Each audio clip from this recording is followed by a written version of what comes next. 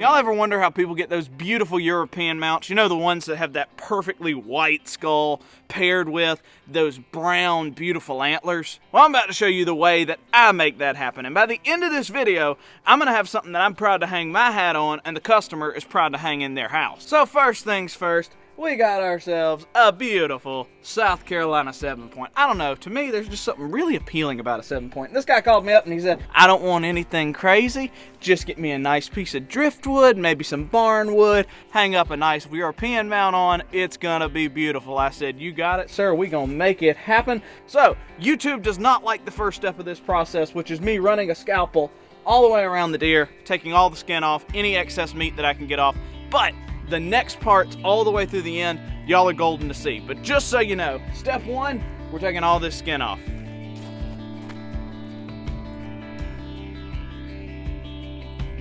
Y'all saw it, we got her down in the bowl. We're gonna wait for that skin on top of the nose just to separate, and then we're gonna get to pressure washing. Everybody's favorite part, cool montage coming up, y'all.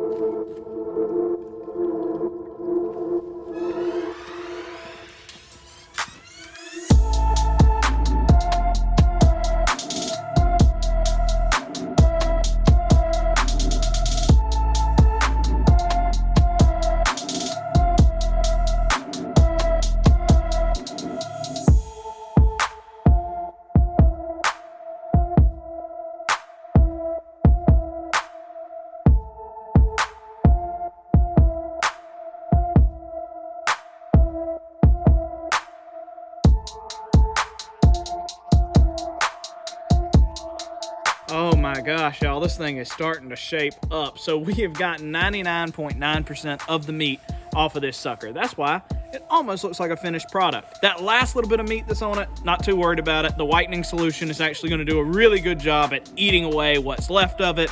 So when we pressure wash it the final time, all that's gone. For those of y'all who have watched my videos before, you know the next step here, but we don't want these antlers to be white like the bone. We want these antlers to keep this nice, light kind of pine wood color. Don't you just love a South Carolina deer? So what we do to fix that is we take a little bit of saran wrap, some electrical tape, and zip ties, and we basically shrink wrap these antlers. And that's just gonna protect them from the whitening solution, and we'll just give them a good wipe down to make sure they're all clean after the whole process is done.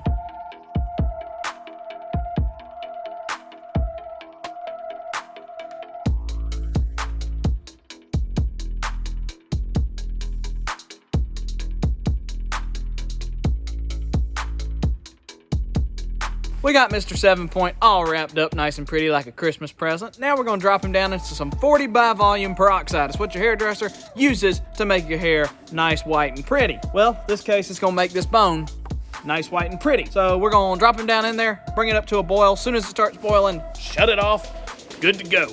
Done. Don't overboil it, else you won't be just eating the meat off this bone, you will be eating the bone off the bone.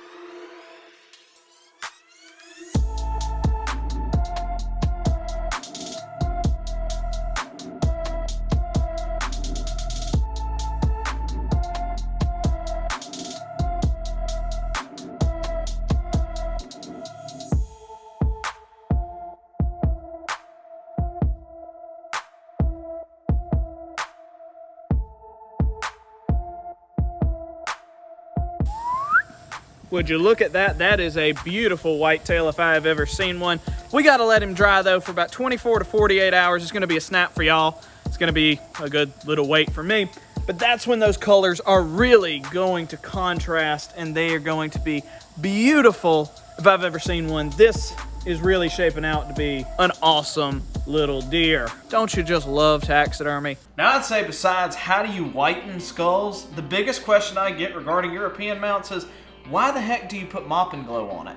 And it's simple when you think about it. So do you see how white and beautiful this skull is? Well, the very things that allowed it to get this white, which are all the nice pores in the bones that bleach is able to leach into and whiten it, dust can get in those pores and counteract that process. This Mop and Glow, just like it does to your flooring, seals those pores and keeps it clean. But I put a very, very light coat of Mop and Glow on it because I don't want it to be shiny like Mop and Glow will do to your wood floors. You know, they say glow because it makes your floors glow, it's shiny.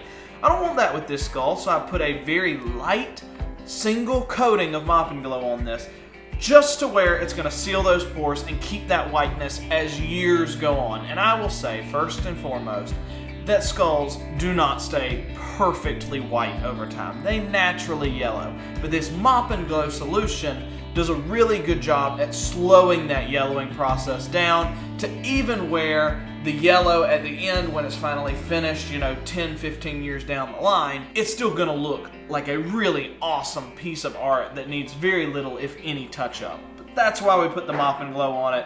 It's a pretty simple answer, and I'll tell you, it works wonders for keeping this thing as beautiful as it is right now.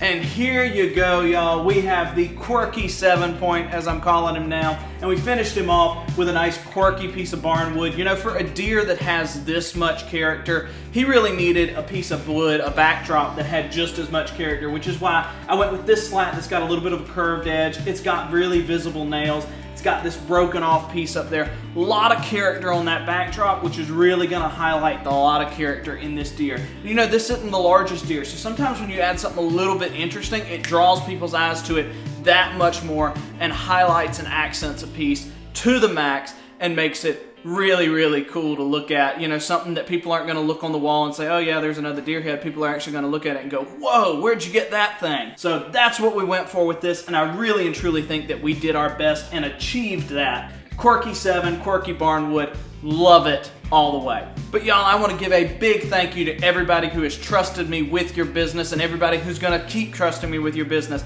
Not only is it a cool side effect, that there's a very good chance that your deer head or your animal head of any kind is going to end up on YouTube. You're going to get a really good quality finished product. I mean, we will European mount anything. We've done everything from squirrels to alligators here at Traditions Taxidermy Studio, and until you throw me something that I'm not able to do, I'm going to keep saying that I can do anything that you want when it comes to European mounting. We've also branched off into small game and that sort of stuff. We're getting into big game pedestal mounts and stuff. It has a lot of exciting stuff, so y'all need to stay tuned on the YouTube channel. Also, feel free to follow me on Instagram and on Facebook, or email me at traditionstaxidermystudio@gmail.com. That's the preferred mode of contact, but really and truly, I'll take business in any sort of way. I also got one more big shout out here to Rachel Matterson. Man, you are commenting on everything. You know, y'all, she is like the perfect subscriber and the subscriber that every YouTuber wishes they had, in the fact that it's somebody that is consistently watching videos and consistently interacting. It's just a lot of fun when y'all are out there doing that. So big shout out to Rachel Matterson, and I hope to be hearing from more of y'all just like that. But last thing, big thank you to everybody who made that possible. We have a lot of really awesome videos coming up on the channel, and I want y'all to keep watching, so like, share, and subscribe. Do all the things that you hear every other YouTuber ramble on about, but I want you to know that we're a little bit different here at SC Traditions, there we go, sorry, too many businesses that we're running over here. But we're a little different here at SC Traditions. I'm one that comments on every interaction, every comment that you leave down there, I'm gonna comment right back to you, I'm gonna engage. I'm not just gonna leave like a ha ha ha most of the time, I'm actually gonna engage with you, answer your questions, do that sort of stuff. So I want you to know we're different here. Go ahead, subscribe, check it out. But y'all, I've rambled too long. I got to get this to another happy customer, and I'm ready to start the next project. Gotta love it. Gotta love the outdoors. Gotta love being a taxidermist.